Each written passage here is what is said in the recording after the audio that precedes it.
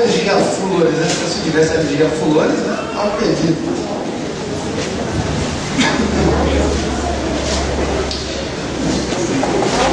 Livro de João, capítulo 8. Dê uma olhadinha para a esquerda, uma olhadinha para a direita, uma olhadinha para a frente, uma olhadinha para trás. Veja se alguém sem Bíblia igual a Sueli. Está com a Bíblia no negócio aí. João capítulo 8. A gente vai ler uma meia dúzia de versículos. Verso 3. Vamos compartilhar o livro sagrado do Senhor. Uma história bem conhecida, a gente vai ler com calma o texto.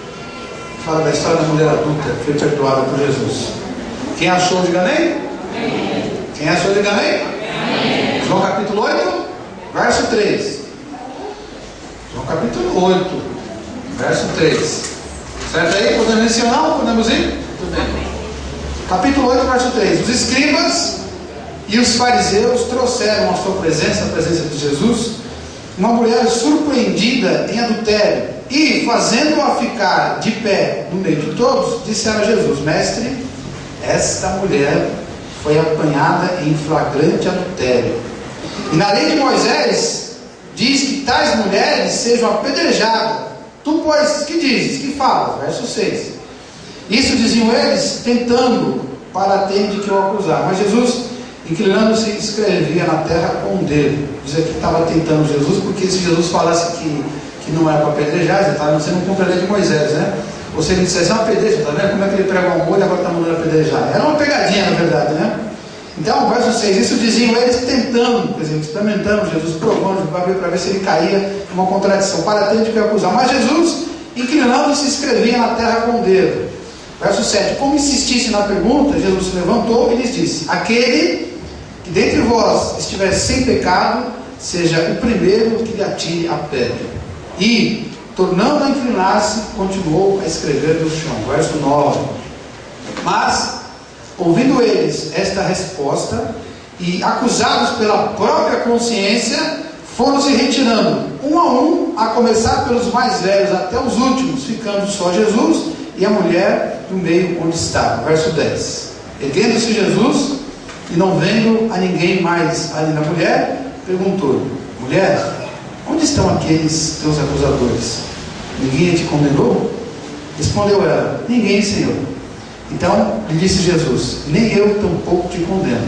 Vai e não peques mais. Diga a glória a Deus. História maravilhosa, né? Vamos orar ao Senhor. Pai querido, só com essa leitura que a gente fez, nosso coração já foi confortado com essa palavra. Bendito seja o Senhor por essa palavra poderosa.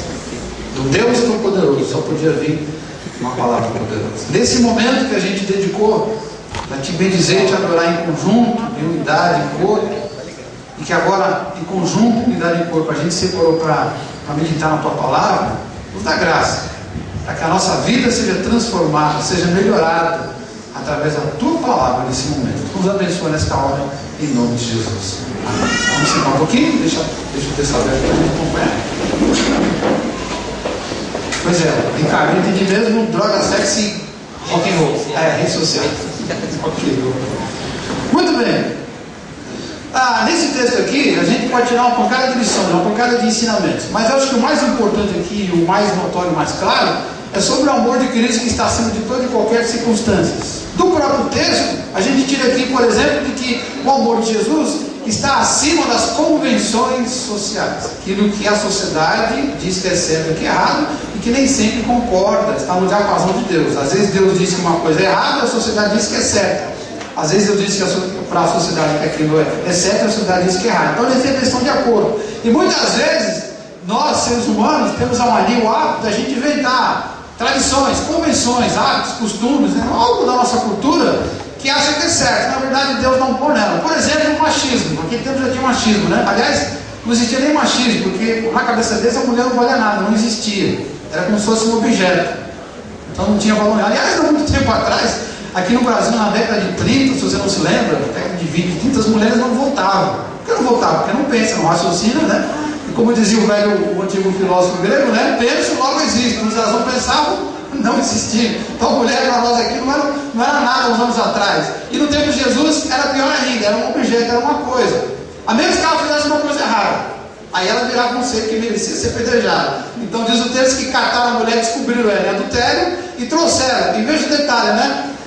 Se um não quer, dois não brigam. Se um não quer, dois não transam. Então onde estava o homem que adulterou com ela?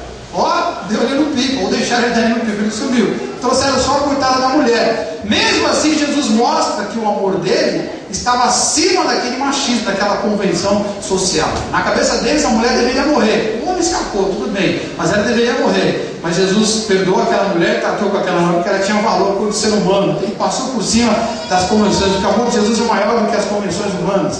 O amor de Jesus está acima das convenções religiosas. Naquele tempo já havia algumas convenções religiosas e uma série de regrinhas complementares à lei de Moisés, que era um verdadeiro arsenal. A única coisa mais parecida que eu já vi foi, eu não sei se os caras usam ainda, né? Se alguém puder me corrigir, mas um tempo atrás o pessoal da Deus e Amor, eles tinham um livrinho, abre aspas, de doutrina, fecha aspas, na verdade era um livro de condutas. Você tem ideia que aquele livro dizia até, por exemplo, como você deveria se vestir no dia a dia, como você poderia trabalhar ou deveria ir para a igreja, até o tipo de roupa, o tipo de sapato, a cor da Bíblia, era uma coisa louca. Mas muito parecido com o que tinha no tempo de Jesus, que além dos 10 mandamentos e toda a lei religiosa no tempo de Moisés, tinha as convenções humanas que pediam que o cara fizesse uma porção de coisas que prendiam, amarravam a vida deles. E eles diziam assim: olha, a lei está dizendo isso, você vai mandar matar essa mulher? E Jesus passa por cima daquela convenção religiosa, mostrando que o amor de Deus, que o amor dele era maior do que aquela convenção humana. Mais ainda, se você perceber bem na história, Jesus ele passa por cima de um certo tabu, que é o tabu da sexualidade. Dependendo do tipo de pecado que a gente comete hoje, as pessoas ao redor ficam sabendo, nos olham de uma maneira ou de outra. Então, por exemplo, se eu me estranhar com você, se eu te empurrar, te der um trancão, você me dá um trancão, a gente trocar uns palavrões e uns xingos, e depois o pessoal não deixa isso chegar e nos apartar, a gente vai ficar durante um tempo assim meio manjado, né? Os dois caras são membros da igreja, andaram se peitando na rua, na hora de botar o carro ali, porque um encostou no carro do outro, não sei o que lá. Durante o tempo vão olhar a gente assim meio todo, mas depois vai cair no esquecimento e vão dar risada. Mas se um de nós aqui cometer um pecado sexual e todo mundo ficar sabendo, se um de nós, por exemplo, virar boiola, agora eu tenho que tomar cuidado com essas coisas que eu não falo, hoje é um perigo, né? Se eu quiser fazer uma operação de troca de sexo, mesmo se eu não fizer a operação, eu resolver agir como outro sexo e estiver aqui no meio do povo, meu amigo, ou se eu não preciso chegar dentro, se eu resolver trocar a minha mulher de quase 50 anos por duas de 25, meu amigo, por resto da vida todo mundo que me dá, esse aqui eu passou safado, aqui trocou a mulher, né? Puxa vida. Então, há um certo tabu sobre questões sexuais, e no tempo de Jesus também era diferente. Mesmo assim, o que ele faz? Ele traz aquela mulher, segundo os judeus, imunda para perto dele e perdoa aquela mulher. Por que ele fez isso? Porque o amor de Deus é absoluto. Diga comigo, o amor de Deus é absoluto. Isso significa que o amor de Deus está acima de tudo e de todas as coisas. E fora desse texto bíblico que a gente leu, claro, né, a maior manifestação, a maior expressão desse amor absoluto de Deus está naquele dia que ele morreu por nós lá na cruz. Quem foi crucificado na cruz? Foi Jesus. Mas na verdade quem deveria ter morrido era eu, era você. Você morreu lá na cruz, eu morri lá na cruz. Bom, quando Jesus morreu por mim, a Bíblia diz, e já dizia no Velho Testamento, no tempo de Jesus, que todo mundo que cometesse o pecado deveria pagar por ele, deveria morrer. E por que você não vai pagar a pena máxima pelo pecado? Por que você não vai para o inferno quando você morrer? Porque um dia alguém já pagou essa pena no seu lugar. Diga glória a Deus.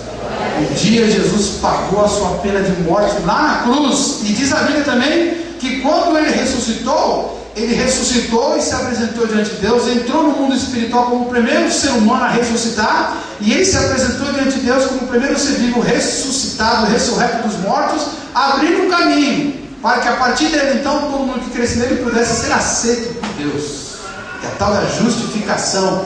Quando você dobra o joelho, faz uma oração, depois que você passa alguns minutos ajoelhado, você levanta e se sente uma pessoa nova, uma pessoa revigorada, uma pessoa reanimada, porque você gastou um tempo ali com Deus, e Deus te encheu de poder, de autoridade e de consolo. Quando você passa por essa experiência, você só faz isso porque um dia Jesus ressuscitou e abriu as portas para você se apresentar diante dele. Diga a glória a Jesus de novo.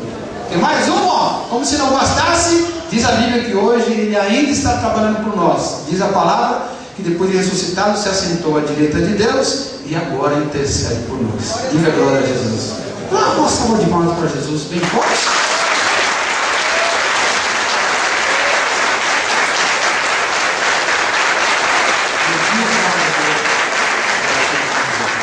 Vamos voltar para esse aqui que eu viajei agora para maionese. Bom, capítulo 8, verso 7. Eu vou te falar algumas coisas sobre esse amor de Deus. Mais do que já falei, algumas coisas mais relevantes nesse momento sobre esse assunto. Verso 7. O amor de Deus por nós é tão grande que no verso 7 diz que o amor de Deus se manifesta sobre nós, nos confrontando contra o pecado. Jesus fala assim para aquela gente, olha para mim aqui, ó. Jesus amava aquela mulher, mas ele amava também aqueles homens que estavam ali para detonar com aquela mulher. O amor dele não era só por ela. Veja bem, o amor dele era por todas aquelas pessoas que estavam ali, porque ela tinha o pecado e os outros também tinham pecado. Eles não exerciam perdão e queriam a morte dela, estavam odiando aquela mulher, e tinha mais os seus outros pecados que não foram manifestos naquele momento, e ela também tinha. Então Jesus, na verdade, ama todas aquelas pessoas, e como ele ama aquelas pessoas, aqui essa palavra que ele dá aqui no verso 7 para eles, na verdade não é para detonar com eles, é para ver se eles acordam. Verso 7: aquele de vocês que não tiver pecado, pode então jogar ali a primeira pedra. Ele diz: olha, essa mulher está aqui, ela vai ser perdoada porque ela tem pecado igual vocês. Vocês precisam ser perdoados também, porque todo mundo peca. Aliás, o pecado é um troço universal. A gente sabe o que é pecado, né?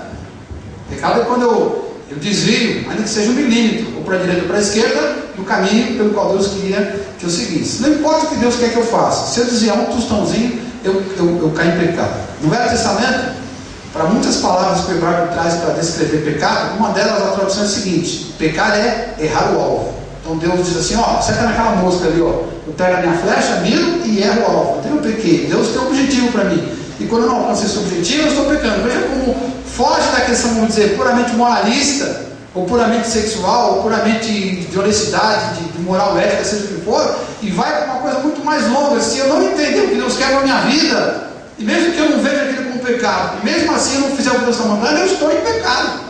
E isso é uma coisa que todo mundo faz, de uma maneira ou de outra todo mundo peca. Mas existe mais uma coisa que é universal, tão universal quanto o pecado. Se todo mundo peca, existe uma coisa que todo mundo faz também. Sabe o que é? É endurecer o coração para a voz de Deus. Com certeza, já houve um dia em que Deus se esforçou muito, se empenhou muito dentro daquele limite da sua liberdade que Ele já te deu, né? Mas Ele se empenhou muito, Ele te cercou muito, tentou te seduzir muito, te atrair muito. Sem Ele ter o pé na porta, Ele tentou fazer você abrir a porta, Ele tentou falar com você de várias maneiras. E com certeza, naquele dia, você endureceu o coração para Deus. Quando a gente começa a endurecer o coração para Deus com muita frequência, então chega um momento, como Deus te ama profundamente, Ele começa então a te confrontar. Ele começa a olhar na sua cara e te apontar o dedo, para ver se você acorda, para ver se você se toca, para ver se você cai da sua loucura, para ver se você percebe o que está acontecendo. Ele faz isso por quê? Porque Ele te ama, mesmo quando você está com a cabeça dura, mesmo quando você está, como diz o Velho Testamento, com a cerviz dura, o cangote duro, igual animal teimoso, mesmo quando você endurece o coração, e por um momento você troca o coração de carne que Deus te deu, e revive aquele coração de pedra que você tinha, mesmo assim Deus te ama, e por isso Ele te confronta, para ver se Ele quebra de novo esse coração terrível, que às vezes a gente traz de volta do nosso passado, o coração duro, o coração de pedra. Como é que Deus confronta a gente? De várias maneiras. Uma delas é através das próprias circunstâncias. Você lembra da história do filho pródigo? Sim ou não? Lembra, né? O garoto morava com o pai, com o irmão, tinha tudo, era rico, pede herança, e o pai, e agora? Depois de tanta intensidade nessa moleque, o moleque cai no mundo e torra a grana na farra e na irresponsabilidade. Quase no final da história, se você se lembra, a Bíblia diz que aquele moleque ele estava ali fazendo o que mesmo? Quase no final da história, imediatamente antes de ele voltar para a casa do pai dele, ele estava onde mesmo? Ele estava de férias na Dubai, é isso? De lá que ele estava? Ele estava no Havaí, surfando? Ele estava onde aquele moleque? Onde? Ele fez o que com a grana? Foi para onde? Onde ele estava? Lá perto do meu sogro, é na lavagem.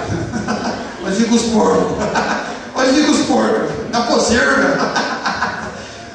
Estava na pocilga. Lá no pocilga, onde ficam os porcos. Na lavagem, lá no Mangueirão. Até o meu pai acho que é Mangueirão lá na Bahia. Estava no Mangueirão, estava junto com os porcos. E ele olhou para aquela situação e falou: cara, que porcaria que eu estou fazendo aqui, olha para a minha situação. O pai dele, com certeza, falou várias vezes. Com certeza o pai não pegou e na primeira vez que ele falou: me dá o meu dinheiro que eu vou embora. Mas peraí que eu vou fazer o cheque. Claro que não foi assim. Tudo uma conversa, um diálogo, aquela coisa de filho adolescente rebelde, o pai vai sempre, o pai tenta convencer, tenta explicar, e vai dando tempo, a mulher vai ficando cada vez mais velha, mais forte, mais autônoma, até que uma hora que o pai não segura mais. Com certeza o pai negociou, o pai conversou, o pai deu outra opção, mas teve uma hora que não deu para segurar mais. Então o pai vai embora, quer dizer, o pai confrontou ele, com certeza. Moleque, você vai fazer uma doideira, você não tem sabedoria, você não tem maturidade para pegar essa grana toda e cair no mundo, você tem que viver um pouco mais, tem que amadurecer. Não, eu sei o que eu estou fazendo. Você vai fazer bobagem, moleque. Eu vou puxar a sua orelha. Não, pai, agora eu já estou grande, não vou puxar mais.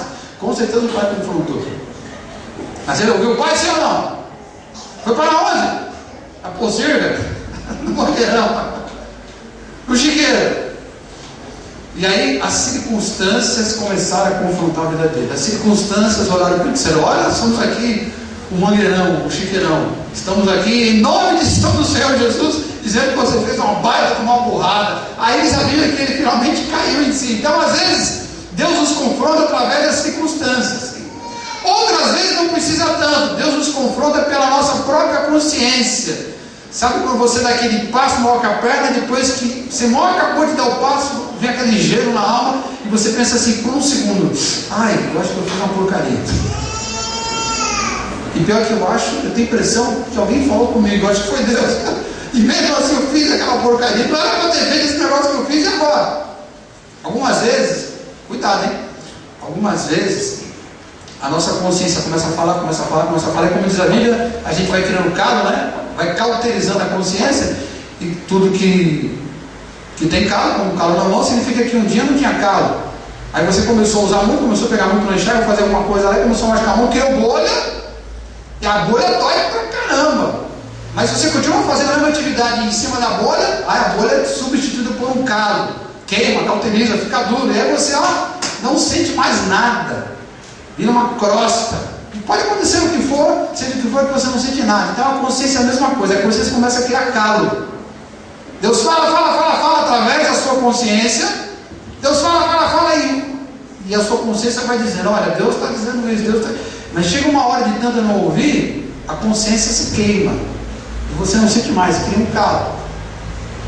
Quer dizer, a tua mente não ouve mais a consciência, mas às vezes o seu corpo sente, percebe. Daí vem algumas doenças que a gente chama hoje de psicossomáticas. Aquela doença que você vai para o médico, o médico fala assim: olha, eu acho que você não tem nada, o seu problema é emocional. Aí o médico está até gozando de você, diz assim: como um psicólogo, como um pastor, quem sabe ele tira um demônio de você.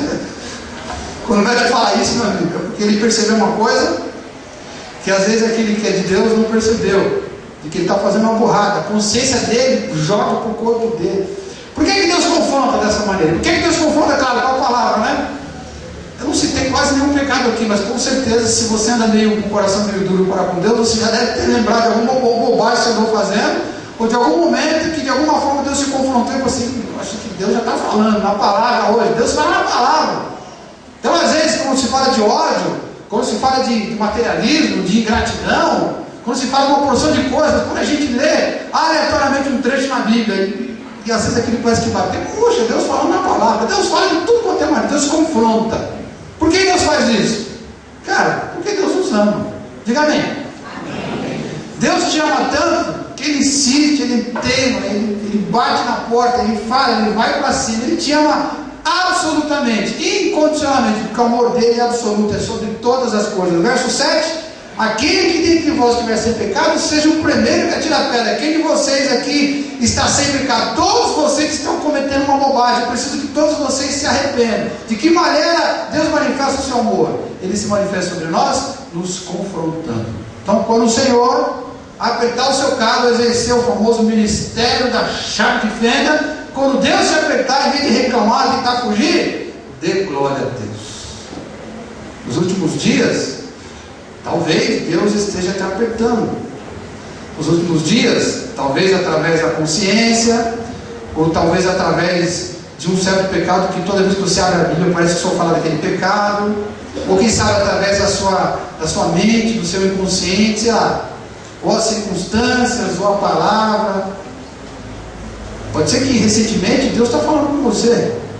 O que Deus está falando? Se Ele está te confrontando, então escute o que Deus está dizendo. Porque Ele está fazendo isso porque Ele te ama e te ama profundamente. Diga assim: o amor de Deus está sobre mim. Diga assim: o Senhor me confronta. Diga.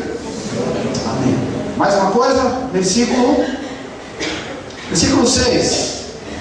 Deus manifesta o amor dele sobre as nossas vidas, nos confrontando, e além disso, Ele manifesta o seu amor, nos concedendo ali um tempinho extra, nos concedendo uma prorrogação na longa jornada da vida, como dizia o cantor sertanejo lá. Verso 6. Mas Jesus, olha que curioso, se inclinou e escrevia no chão ali com o dedo. Verso 8. E tornando a inclinar-se de novo, continuou a escrever ali no chão. Os caras começam com conversa e Jesus tira os olhos deles e começa a olhar para o chão, começa a escrever alguma coisa. E o Evangelho não diz o que ele escreveu. Ninguém conseguiu entender o que ele tinha escrito. E eles falam mais alguma coisa, Jesus levanta. Como é que é mesmo aí? Aí Jesus olha para eles e pensa assim: eu acho melhor não olhar para eles não. Aí Jesus abaixa a cabeça e continua escrevendo. Eu sempre fiquei curioso para saber o que ele escreveu. Até pensei assim: um dia quando eu morrer, eu vou perguntar: Jesus, conta para mim, só para mim, o que ele escreveu aquele dia no chão? Fala para mim.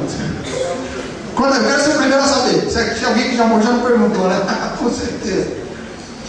Sabe o que eu acho que ele estava escrevendo? Sabe o que eu acho que ele estava fazendo no chão? Palavra cruzada. Jogo da velha. Jogo da velha. O que Jesus estava escrevendo no chão? Eu, para ser sincero, depois de muito pensar, eu acho que ele não estava escrevendo nada. Ele estava rabiscando no chão. Por quê? Por que ele estava rabiscando no chão? Porque ele não queria olhar para os olhos daquelas pessoas. É como se ele falasse assim: qual que é o problema mesmo? Essa mulher, não sei o que lá. Tem certeza? Pensa aí, que eu vou ficar fazendo outra coisa aqui. Não vou olhar para vocês, não vou confrontar vocês agora. Já confrontei. Eu confrontei vocês, agora pensa aí. Ô Jesus, já deu uma resposta. Qual que é a resposta? Não, tem que ser pelejado, o que você fala? Pensa de novo aí. Vou botar aqui na minha palavra cruzada, meu jogo da velha aqui. É como se por um momento Deus desse um tempo para que aquele pessoal tivesse mais tempo para pensar um pouco melhor sobre o que eles estavam fazendo. É como se Deus estivesse esticando o tempo que eles tinham para acertar o B.O. com Jesus. Porque o B.O. não era só da mulher, o B.O. era deles. Se era para ela ser apedrejada, eles também, pela falta de amor. Se ela era culpada, eles mais ainda, porque faziam o mesmo. É bem provável, não acho difícil, mas é bem provável que o cara que deitou com ela, que adulterou com ela, estivesse no meio dos acusadores. Já pensou o cara de pau no meio? Agora ela vai ser apedrejada, ela não vai abrir o bico nunca, e minha mulher não vai saber. Torcendo para que ela fosse morta pelos outros homens, de repente estava no meio. E Jesus tira os olhos dele e fala assim: pessoal, pensa um pouco aí, vou dar um tempo para vocês. Pensa aí. Pensou? O filho pródigo que a gente falou, ele demorou quanto tempo para pensar na vida?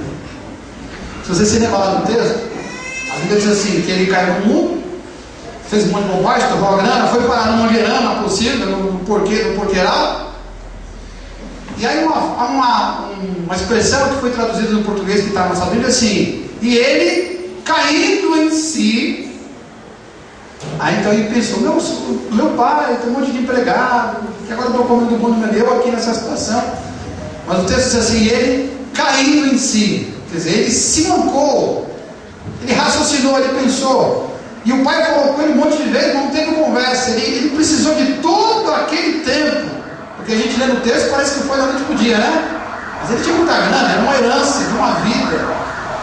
Ele pegou toda a herança que o pai levou anos para juntar, não era pouco dinheiro. Então ele levou muitos dias para torrar aquela grana. E naquele tempo, não é como hoje, você pode torrar até 1 milhão em 2 cliques no computador. Era diferente, você tinha que comprar coisas, tinha que consumir coisas, a informação demorava para chegar, então não tinha como gastar uma fortuna durante o dia. Então ele levou um tempo enorme. Depois que ele perdeu tudo, ele levou mais um tempo enorme, até perceber que não tinha dinheiro, até tentar arrumar emprego, até o estômago doer, até sentir mal, até ele falar: olha, tem um cara ali que tem um monte de povo, vai falar com ele, aí eu vou lá amanhã, não sei o que lá, até começar a trabalhar. De repente ele trabalhou ali alguns dias, então levou um tempo. Deus ali deu um tempo para ele. Quando finalmente a Bíblia que ele, caindo em si, aí se tocou.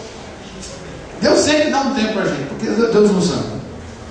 Se você for teimoso como eu, diga assim: Jesus me ama.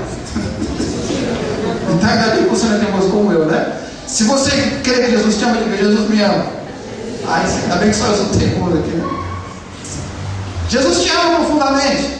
E por isso, de vez em quando, Ele tem que te dar um tempo extra. Às vezes Ele faz isso te dando liberdade para você conseguir ouvir o que Ele está dizendo. Muitas vezes as trevas se aproximam e colocam as duas, o demônio que é mandado pelas trevas para te perseguir, ele tem autorização para colocar as duas mãos nos seus dois ouvidos e tapa ali os seus dois ouvidos. E Deus fala, a mensagem fala, a Bíblia fala, tudo fala, você não ouve nada. Às vezes o capeta cega as pessoas e ensurdece as pessoas para que elas não escutem nada. Aqui no Brasil a gente tem liberdade de ouvir o Evangelho a hora que a gente quiser. Aliás, foi essa semana que apareceu aquela foto feia na internet, né? Viu lá a foto? Os 3 cristãos enforcados, pendurados, você viu? Mais 3 foram enforcados essa semana, lá na internet. Os caras têm liberdade, a gente tem liberdade aqui, ó. Você sai da sua casa, agora que o bairro está seguro, né? Menos medo ainda, sai de casa agora sossegado, estou trazendo dinheiro no bolso agora para pagar aqui ali. Todo domingo eu tava com um chapéu, né? Como é que você roubado no caminho? Vai que lá dando enrola, meus R$4 da coxinha. Agora eu trago até R$10 aqui, ó, para comprar coxinha para todo mundo. O bairro está seguro, o Brasil não tem aquela liberdade. Você tem liberdade para ouvir o Evangelho. Essa liberdade que a gente tem aqui, ó, é Deus que dá para a gente ter um tempo para ouvir. Porque a gente, olha bem aqui, ó, a gente já ouviu tudo que a gente precisava. Mas a gente tem outro, começa a fazer coisa errada, então Deus mantém essa liberdade para a gente continuar ouvindo um pouquinho mais. E às vezes quando a gente fechou os ouvidos para Deus e deixou as telas fechadas nos ouvidos, Deus vai lá e diz assim: ô demônio, tira um pouquinho as mãos dele, tira, toma a mão. Aí o demônio dá uma aliviada, e durante aquele período de tempo, apesar de você estar muito tempo na rebeldia, muito tempo em pecado, muito tempo fazendo coisa errada, deixando o capeta tomar conta da sua vida, por alguns dias ou por algumas horas parece que você começa a ouvir tudo de novo. Olha, Deus está falando comigo. Quem é que faz isso? É Deus. Por quê? Porque Deus te ama. Ele está te dando um tempo a mais, uma oportunidade a mais. Aliás, você pode levantar de manhã, amanhã é de segunda-feira, vai trabalhar, né? Amanhã cedo, quando você levantar para trabalhar, tomar seu café, pegar suas coisas e se mandar para o trabalho, na verdade ali, amanhã, como diz a palavra, Deus vai estar renovando de novo o favor dele, a seu favor. O fato de você sair de casa e poder ganhar dinheiro, poder trazer dinheiro para casa, pagar suas contas, trazer comida, quer dizer, manter a tua vida, é graça do amor de Deus. Por quê? Porque Deus está te dando condições para você ter mais tempo de vida, uma vida um pouco melhor, para quem sabe, através de tanta bondade, tanta generosidade, você olhe para si e diga: poxa vida, eu acho que é Deus que está fazendo isso comigo. Quer dizer, Deus vai te dando um pouquinho mais de tempo. Eu já tive a infelicidade de enterrar um monte de gente aqui nesse cemitério do Bom Sucesso. E lembro que uma das vezes tinha um velório que ia ser, não sei se era 5 horas, não sei qual, era o último horário. E aí atrasou um pouco, já estava quase escuro. E a gente estava no cemitério, terminando lá o sepultamento, não lembro nem de quem era. Mas aí eu achei curioso o seguinte, ó, a copa que a gente estava usando estava aqui e todo mundo já estava saindo do cemitério. Mas os coveiros, antes de ir embora, deixaram mais umas 15 abertas. Eu falei: ué, por que os caras deixaram mais 15 abertas? Porque eles não abriram só amanhã. Porque eles sabiam que amanhã já tinha mais 15 para enterrar. E provavelmente aqueles 15, naquela hora, estavam vivos ainda. Mas eles sabiam que os caras iam morrer. Porque todo dia morre 15. Aqui, né? Nesse cemitério, vem para cá 15. Quantos cemitérios tem no Brasil inteiro, tem no mundo inteiro? Quantas pessoas morrem todos os dias? A pergunta é: por que eu não estou no meio dessas pessoas aí? Por quê? Às vezes a gente pensa que a morte isso é coisa para velho. Já fui ao hospital? Mas não estou falando lá no leito. Não, a mulher teve neném, vamos lá visitar em festa, né? Não, falando. Não é quando o cara já está recuperado, sabe? Naquela parte de uma mãe tipo UTI. Essa semana eu vim visitar a mãe da Lana, que a irmãzinha falou aqui. Então, como eu tenho alguns privilégios no hospital para ser pastor, os caras me deixaram entrar lá na UTI, lá dentro. Você já entrou na UTI no hospital?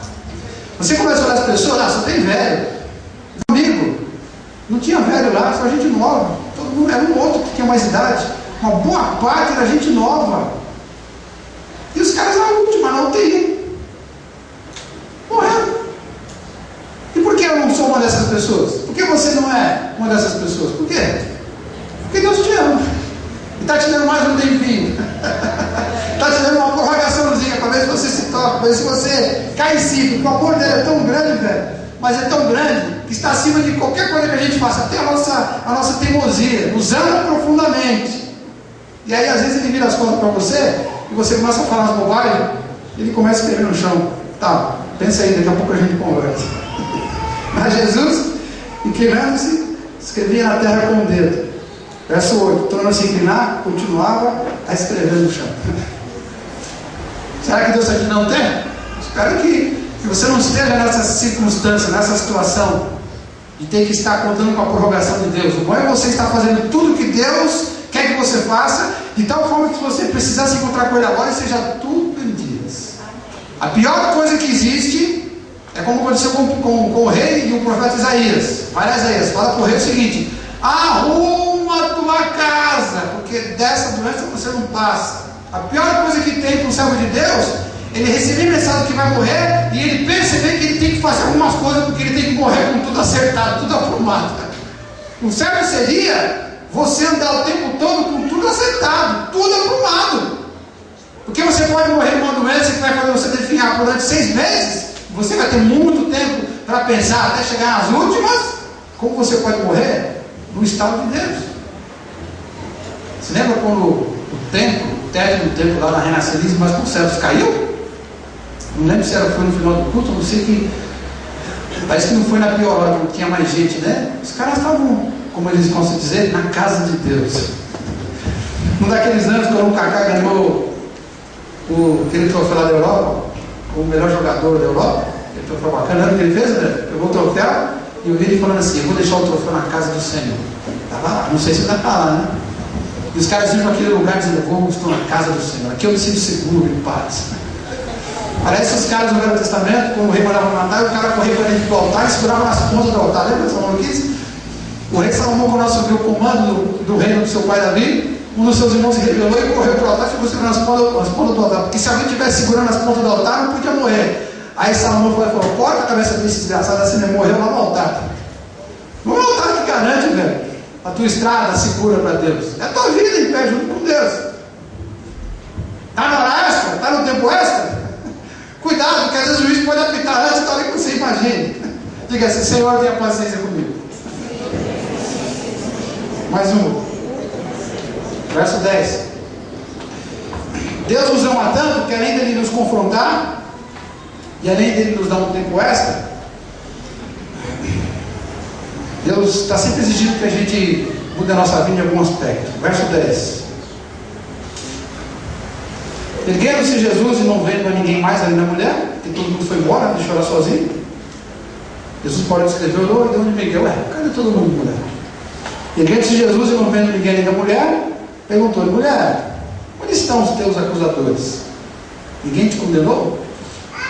Verso 11. Respondeu ela: ninguém, Senhor. Então lhe disse Jesus: nem eu tampouco te condeno, mas vai e... A maravilha aqui é o perdão de Jesus, né? Cadê os acusadores? Cadê a acusação? Subiu? Bom, se tem alguém aqui que poderia te acusar, esse alguém sou eu. Mas eu não vou te acusar. Ela poderia dizer: obrigado, Jesus, daqui um beijo e vou embora. Opa, calma aí, mulher. Tem mais uma coisa que eu vou te falar. Por que razão mesmo você está aqui? Então agora você volta, mas não peca mais. Deus nos perdoa, mas eu sempre exijo de nós um pouquinho mais. Na verdade, ele exige uma mudança de postura, uma mudança no nosso interior, uma mudança na nossa alma. Algo que permita que a gente não volte mais a cometer aquele mesmo erro e cair na mesma circunstância. Por que ele faz isso? Porque Deus nos ama profundamente. Só perdoar não interessa. Só o perdão não adianta de nada. Perdão sem mudança de vida é nada. Se as pessoas não se transformassem depois de perdoadas por Jesus, seria um tiro na água. E aí, Jesus morreu pelos outros e todo mundo te viu as costas depois? Pois é. A graça do Evangelho é o cara ser perdoado e depois ser transformado, mudado. E eu estou te falando isso porque, presta muita atenção no que eu vou te falar agora. Olha bem para mim, ó. Já existem por aí alguns movimentos que eles não chamam nem de igreja. Não tem nome ainda. Cada um tenta dar um nome para não parecer ter nome, não parecer ter cara de igreja. No final acaba sendo uma igreja. Mas existem algumas igrejas, alguns movimentos, que os caras estão pregando uma graça assim, bem, vamos dizer, radicalizada. É tipo aquela coisa de que, olha, temos uma reunião numa casa, num hotel, sei lá, seja onde for, e esse grupo que se reúne aqui com a gente se despiu de tudo que é, aí se mete o pau, né? De tudo que é igreja institucionalizada, tudo que é instituição religiosa, tudo que é legalismo, que algumas coisas eles têm razão. Mas eles chegaram em tal ponto que parecem se perdendo. Olha, a gente se desprendeu de tudo. A gente celebra que Jesus é a nossa liberdade e somos a comunidade da graça absoluta. Estamos aqui, beleza. O problema é que a graça, quando é dada, é graça, para te perdoar. Mas depois que Deus te perdoa, Ele sempre exige de você uma mudança, para você honrar aquela graça. Você não pode pagar pelo perdão. Não tem como. Você só é perdoado porque Jesus morreu por você, ponto final. Mas depois que você é perdoado, Deus exige que você pelo menos honre aquilo que Deus fez na sua vida. Então, depois que disse para a mulher, ó, você está perdoada? Não é só ir embora, presta atenção. Eu tenho que te falar uma coisa que você vai e não faz de novo o que você estava fazendo. Lembra daquele maluco que ele curou, o tal do sujeito que estava 38 anos em cima de uma maca, esperando um milagre, uma coisa sobrenatural acontecer, um negócio meio místico ali no lago, a história do anjo que vinha e pulava na água, e quem entrava primeiro curado, e o cara lá, Jesus, cara, você quer ser curado? Eu quero. Jesus vai curar o cara. Diz a Bíblia que algum tempo depois, provavelmente algumas horas depois, eles se encontraram numa espécie de uma festa que estava tendo lá. Aí Jesus fala para ele o quê? Ah, então você que eu curei lá em cima, eu estava com toda a festa que eu nem vi que tinha sido você, né? Você está legal agora, né? Aí Jesus fala assim, a graça, mas cuidado para que não te aconteça algo pior. Ele tinha pecado e o pecado dele levou ele para aquela condição. Jesus, depois de ter curado, falou assim, agora não faça mais o que você fez antes, que te levou a ficar 38 anos em cima de uma maca. Esse tipo de comunidade, esse tipo de pensamento que eu estou te falando, da graça absoluta, graça acima de tudo, até mesmo da nossa responsabilidade, é o tipo de situação que diz assim, olha, a igreja, tem que celebrar o amor, e é verdade. Só que quando eles dizem que a igreja tem que celebrar o amor, quer dizer, é o amor acima de tudo e aqui de tudo. Amor sem responsabilidade. Estava parecendo aquela conversa do rapaz que quer casar com a menina sem casar. Então a gente se ama, então a gente tem responsabilidade. A gente não quer casar, só quer celebrar o amor. Parece conversinha de chaveco para levar a menina lá para a cama. Isso é conversa. Isso é coisa do capeta. Jesus, eles nos constrangem, estica o nosso tempo para que a gente se arrependa e mude de postura. Aliás, se nós amamos Jesus, é porque Ele nos amou primeiro. E a Bíblia diz assim, que o amor de Cristo nos constrange. A minha cara queima, minhas orelhas ardem, fico envergonhado, constrangido, acanhado, quando eu olho para Jesus e vejo o quanto que Ele me amou, que fez por mim. E se me constrange mesmo, eu posso até não querer ter medo dele, até querer chutar o pau da barraca. Mas cara, como é que eu posso virar as costas para alguém que me amou tanto? Qual é o pai que tem um filho que cuida dele, ensina e orienta e que ama profundamente, porque ninguém ama mais do que o pai e a mãe? Como é o pai que ama e à medida que o moleque vai crescendo não exige nada dele? Claro que exige, não exige para si. Aquilo que o pai exige do filho, na verdade é para ele mesmo. Ó, estou mandando você fazer isso, você vai lavar o meu carro hoje. O Vitão lavou o carro ontem, sozinho pela primeira vez. Estou morto, hein? Estou livre, glória a Deus, nunca mais vou lavar o carro na minha vida. Pai, eu estou morto. Na verdade não é para mim o carro. O exercício que ele fez não é para mim, o carro ficou mal. Pô, podia ter mandado lavar aqui, mas não mandei. Na verdade, é um exercício de disciplina, de concentração, até um exercício físico, algo que vai fazer bem para a alma dele. Quando ele tiver o carro dele, vai saber preservar o carro dele no futuro. Quando o pai manda o filho fazer alguma coisa, na verdade é porque o amor dele é absoluto para aquele moleque. Não faz para si. Deus manda a gente mudar e fazer coisas porque Deus nos ama profundamente. Quais são as mudanças que Deus exige de vocês? São só duas. Bem simples, ó. Primeiro, Deus exige que a sua essência, a sua natureza mais fundamental, mais radical, mais elementar, seja transformada, seja mudada da água para o vinho. A Bíblia diz, se alguém está em Cristo, é nova criatura. Para ser mais exato, a tradução correta é nova criação. Não é uma rebocada, não é uma reformada. E algo que começou do zero, como se Deus matasse o velho e criasse alguém novo. Enterra o velho e cria alguém novo. Essa mudança é fácil. Primeiro porque ela acontece pela fé. Quando é que alguém nasce de novo? Quando é que alguém vira nova criação de Deus? Quando eu pego o maior poder que o ser humano tem, que eu também tenho, que é a minha fé, e eu tiro a minha fé de onde estiver, de um líder religioso, de uma filosofia, do dinheiro, da minha beleza, da minha força, sei lá, eu tiro a minha confiança de mim mesmo, e onde ela estiver, onde eu coloquei, e eu coloco única e exclusivamente no Senhor Jesus, na morte e ressurreição dele. Quando eu faço isso pela fé, pronto, a Bíblia diz então que o trabalho é todo de Deus. É Deus que me pega quando eu tenho essa fé e me transforma da água para o vinho, cria um novo ser. Essa é a primeira mudança que Deus exige da gente. E essa é fácil, porque a gente usa a nossa fé, Ele faz o resto. Diga glória a Deus. Lembra aquela história que eu contei do bandido? Acho que faz tempo que eu conto essa história aqui, né? Pô, lembra, né? Onde era mesmo? Lá no Morro do Prior, onde você morava, né? Lá no Jardim Vila Bertina, onde você cresceu lá nos morros, assim, não? Lá em São Paulo. Tinha um japonês que eu conheci, que era pastor de uma igreja presbiteriana. E uma das coisas engraçadas que ele contou foi o seguinte: aí ele começou a fazer um trabalho com os bandidos do bairro. E aquela coisa na época era funk não, funk agora, né? Era rap, era mais um rap, essas coisas, né? E aí abriu a igreja, quebrou um monte de tabu e começaram a fazer uma espécie de baile na igreja para ter os bandidos, que era bem no pé do morro, onde ele morava. Ele começou a ver os bandidos, e ele falou assim, cara, um monte de bandido começou a se converter. E aí foi engraçado, que a igreja começou a mudar, começou a virar uma igreja de bandidos, quer dizer, de ex-bandidos, né?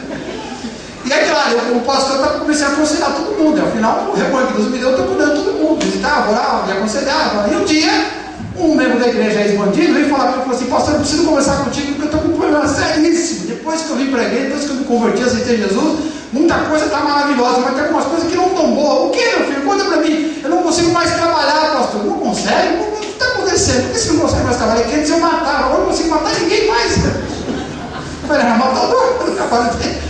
E o cara cru ainda, o cara não entendendo a mudança, nem entendia por que eu matava tanta gente, eu não consigo matar mais, porque você virou um cara novo, você não é mais a mesma pessoa.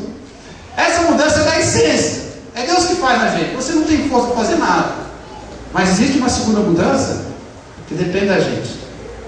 A Bíblia diz, 1 João capítulo 3, todo aquele que permanece nele depois que eu fui jogado para Jesus, depois que eu fui para os braços de Jesus, eu tenho que permanecer nele. Aí João diz assim, todo aquele que permanece nele não vive pecando, e todo aquele que vive pecando não o viu de verdade e nem o conheceu. Então se eu digo que eu conheço Jesus, se eu digo que eu vi Jesus, se eu digo que eu fui para ele, eu tenho que permanecer nele. Se eu permanecer nele, eu não posso ver pecando.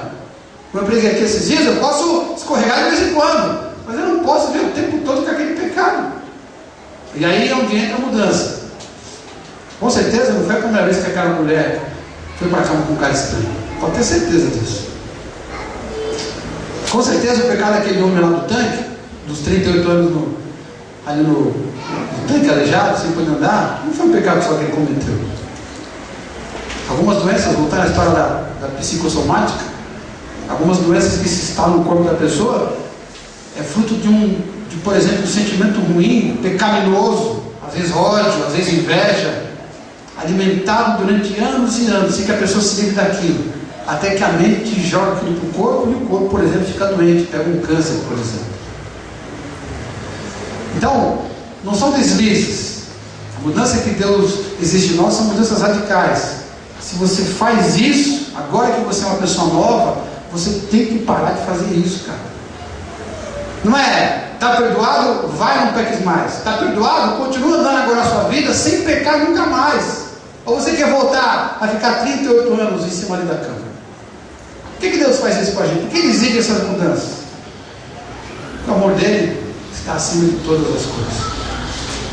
Como Deus sofre, como o Espírito de Deus fica triste, quando Ele olha para um de nós e vê a gente cometendo o mesmo erro, o mesmo pecado, mês após mês, às vezes ano após ano, e Deus fala, Deus confronta, Deus dá um tempo extra, e o cara não se arrepende. O mais difícil, o pior Ele já fez, foi transformar a gente da água para o vinho, nova criação. Agora o que Ele exige é que a gente vá e a gente não peque mais. Então, disse Jesus, nem eu tampouco te condeno. Claro, Jesus a perdoou, mas vai e não peques nunca mais. Diga amém. Diga assim, Senhor, muda a minha vida. Vamos ficar em pé, vamos falar com o nosso